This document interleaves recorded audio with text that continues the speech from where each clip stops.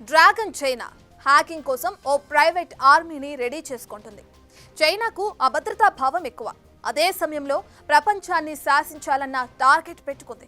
అది పద్ధతిగానైనా లేదంటే రాంగ్ రూట్లో అయినా. అందుకే తెర వెనుక కుట్రలకు భారీగానే ప్లాన్ చేసుకుంటుంది.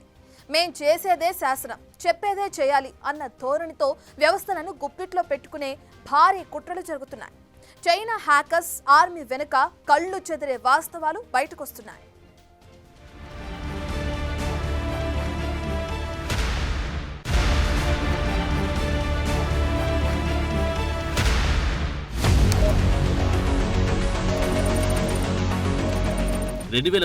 మేధో సంపత్తి సమాచారంపై సైబర్ దాడులకు తావివ్వబోమని అమెరికా, చైనా ఒప్పందం కుదుర్చుకున్నాయి.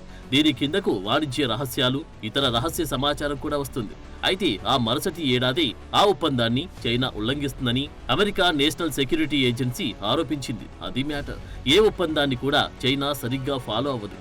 ఇప్పుడు ఏకంగా భారీ ఎత్తున హ్యాకర్స్ ఆర్మీని రెడీ చేసుకుంటుంది. ఎందుకు ఈ పని చేస్తుంది? డిలీట్ అమెరికా అని ఎందుకు రెచ్చిపోతున్నారు?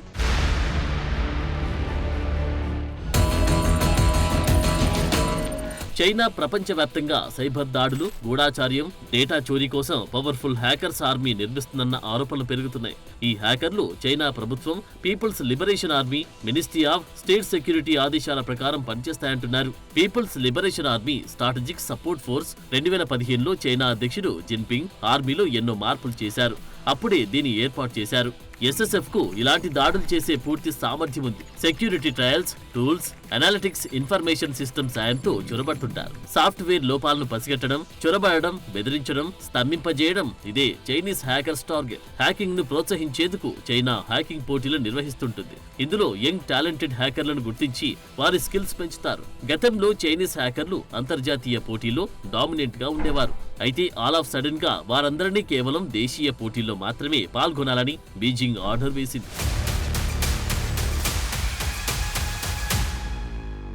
Wuhan artificial intelligence authority cyber war అకాడమీలను చైనా స్థాపించింది. ఈ అకాడమీలు national university of defence technology, అలాగే ఆర్మీ ఇంజనీరింగ్ యూనివర్సిటీ లాంటి సంస్థలను ఒక్కతాటిపైకి తెచ్చి అమెరికా లాంటి దేశాల మౌలిక సదుపాయాలు లక్ష్యంగా చేసుకునే సైబర్ ఆర్మీని ట్రైనప్ చేస్తుందన్న వాదనలకు బలం చేకూరుతుంది. ఐసున్ లాంటి ప్రైవేట్ సైబర్ సెక్యూరిటీ కంపెనీలు చైనా ప్రభుత్వంతో కలిసి పనిచేస్తాయి. ఈ కంపెనీలు హ్యాకింగ్ మెటీరియల్ను తయారు చేసి డేటాను సేకరించి ప్రభుత్వానికి లేదా ఇతర పార్టీలకు అమ్మడం టార్గెట్. అంతేకాదు చైనా ప్రభుత్వం ఆర్మీ, ఫ్రీలాన్స్ హ్యాకర్లను ఎంగేజ్ చేస్తారు. ఈ హ్యాకర్లు టార్గెట్ ఫిక్స్ చేసుకుని డేటాను చోరీ చేసి ప్రభుత్వానికి అందిస్తారు.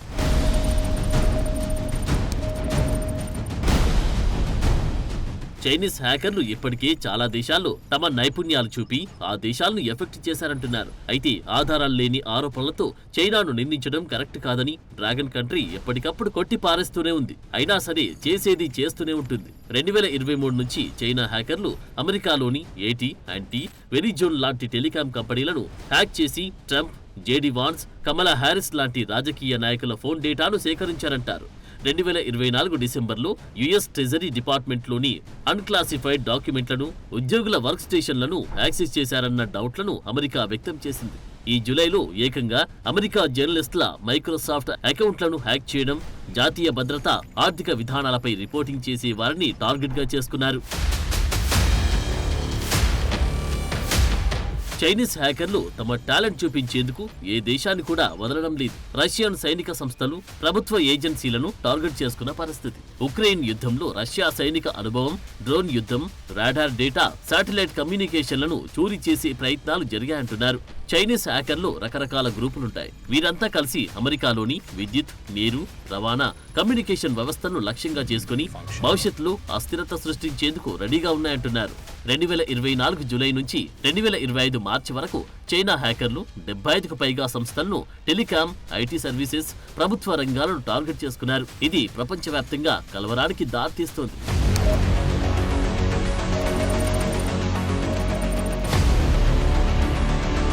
హ్యాకర్స్ కేవలం లోపాలను పసిగట్టి చొరబాడమే కాదు, నకిలీ ఈమెయిల్స్, మెసేజెస్ పంపడం ద్వారా సమాచారాన్ని సేకరిస్తారు. ఈ ఈమెయిల్స్ లో ట్రాకింగ్ లింకులుంటాయి. ఇవి బాధితుడి లొకేషన్, ఐపీ అడ్రస్, వాడుతున్న పరికరాలేంటో తెలుసుకుంటారు. ఏదైనా సాఫ్ట్వేర్ లో లోపాలు ఏవైనా ఉంటే సిస్టమ్ లోకి ఈజీగా చొరబడతారు. Short leash, code hunger, DRAT లాంటి బ్యాక్ డోర్లను ఉపయోగించి రూటర్లు సర్వర్లోకి చొరబడతారు. ఈ బ్యాక్ డోర్లు లాంగ్ టర్మ్ యాక్సెస్ అందిస్తాయి. చైనా తన సైనిక, ఆర్థిక, రాజకీయ ఆధిపత్యాన్ని పెంచుకోవడానికి సైబర్ వార్ కెపాసిటీని డెవలప్ చేసుకుంటుంది. అమెరికా, యూరప్, ఇతర దేశాల మౌలిక సదుపాయాలను అస్థిరపరచడం దీని అసలు లక్ష్యం. ఈ డ్రాగన్ హ్యాకర్లు అమెరికా, యూరప్ కంపెనీల నుంచి టెక్, ట్రేడ్ సీక్రెట్స్ ను చోరీ చేస్తున్నారు. ఇది చైనా సంస్థలకు ఖర్చు, సమయాన్ని ఆదా చేస్తుంది. వీటికి తోడు ఇతర దేశాల్లో రాజకీయ నిర్ణయాలను ప్రభావితం చేయడం, అస్థిరత సృష్టించడం లేదా విమర్శకులను టార్గెట్ చేసుకునేందుకు కూడా ఈ హ్యాకింగ్ అస్త్రాన్ని ప్రయోగిస్తున్నారు. లేటెస్ట్ వార్ఫేర్ లో సైబర్ యుద్ధం కీలకం. So Bharat, Taiwan, Europe, America సంస్థలే లక్ష్యంగా డ్రాగన్ హ్యాకింగ్ ఆర్మీ తెగబడుతోంది. ఈ ఏడాది జూన్లో చైనీస్ హ్యాకర్స్ పై తైవాన్ విమర్శించింది. ఆర్మీ, ఏరోస్పేస్, ఇంధన రంగాలను లక్ష్యంగా చేసుకున్నారన్నది.